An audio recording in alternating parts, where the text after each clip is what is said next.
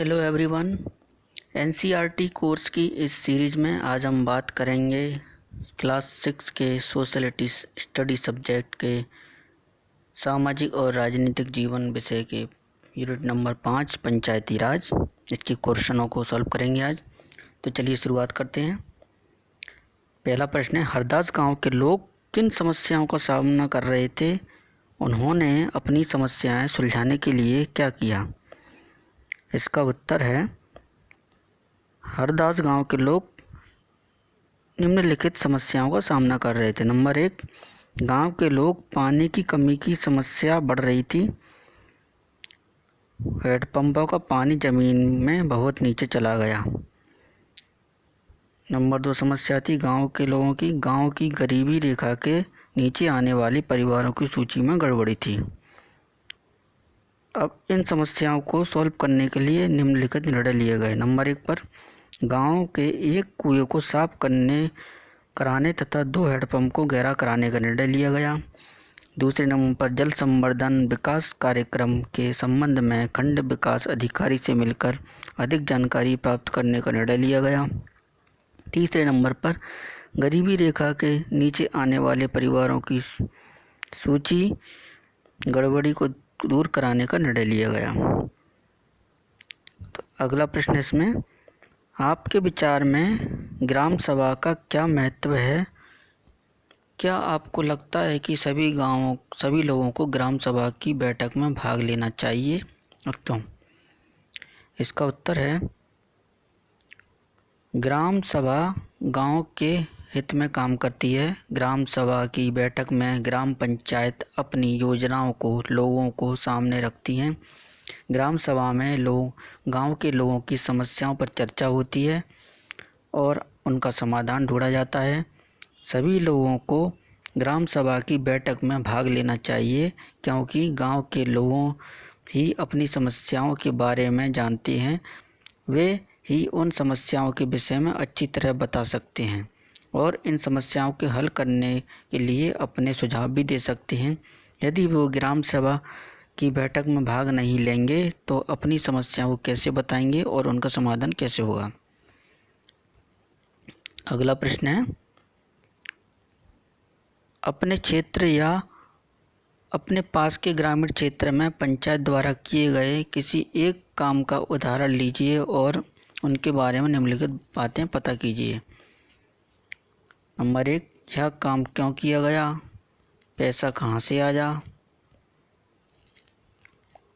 काम पूरा हुआ या नहीं?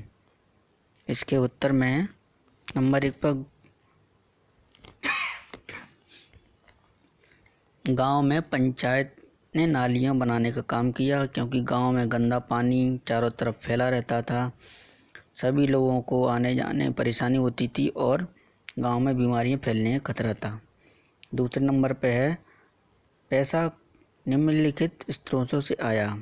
घरों और बाज़ारों पर लगाए जाने वाले कर से मिलने वाली राशि से आया। नंबर 2, विभिन्न सरकारी योजना द्वारा चलाई गई योजनाओं की राशि जो जनपद या जिला पंचायत द्वारा आती है। नंबर 3, समुदाय के काम के लिए मिलने वाले दान से आया। और नंबर अंत में यह काम पूरा किया गया।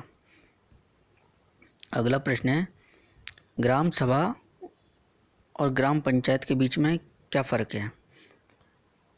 तो ग्राम सभा पंचायत के क्षेत्र में रहने वाले सभी वयस्कों की सभा होती है। यह व्यक्ति ग्राम सभा का सदस्य होता है जिसकी आयु 18 वर्ष या उससे अधिक हो, जिसे वोट देने का अधिकार हो, उसका नाम गांव की मतदाता सूची में हो। और ग्राम पंचायत कई वार्डों में बटी होती है। प्रत्येक वार्ड अपना एक प्रतिनिधि चुनता है जिसे वार्ड पंच कहा जाता है। पंचायत क्षेत्र के लोग सरपंच को चुनते हैं। सरपंच पंचायत की मुखिया होती है। वार्ड पंच और सरपंच मिलकर ग्राम पंचायत का गठन 5 वर्ष के लिए करते हैं। अगला प्रश्न है, नीचे दी गई खबरों को पढ़िए और फिर दिए गए प्रश्नों को उत्तर दीजिए। ये कोई ख़ास इम्पोर्टेंट प्रश्न नहीं है, ये चैप्टर में दिए गए क्वेश्चनों के हैं। अगला प्रश्न है, जल संरक्षण उसके फायदे में विषय में जानकारी इकट्ठी कीजिए। इसका उत्तर है पानी की आवश्यकता अनुसार उचित उपयोग करना तथा पानी को बर्बादी होने से बचाना जल संरक्षण कहलाता है। इसके लिए वर्षा के पानी को संरक्षित किया जाता है ताकि पानी की कमी होने पर संरक्षित पानी का प्रयोग किया जा सके। जल संरक्षण के लिए पेड़ लगाए जाते हैं, नालों पर चेक डैम या छोटे छोटे बांध बनाए जाते हैं, जलाशय, बावड़ियाँ आदि बनाकर परंपरागत तरीकों को ही अपनाया जाता है ताकि वर्षा के जल को बेकार बहने से रोका जा सके और इसका संरक्षण किया जा सके। जल संरक्षण भूमिगत जल के स्तर को बढ़ाने में सहायता करता है तथा पानी की कमी के उपयोग को दिनों में उपयोग में लाया जाता है। इस तरह से ये चैप्टर पंचायती राज के जो इम्पोर्टेंट क्वेश्चन थे उनके सॉल्यूशन हम ले चुके हैं। अगले चैप्टर में, अगले यूनिट में फिर मिलते हैं। Thank you.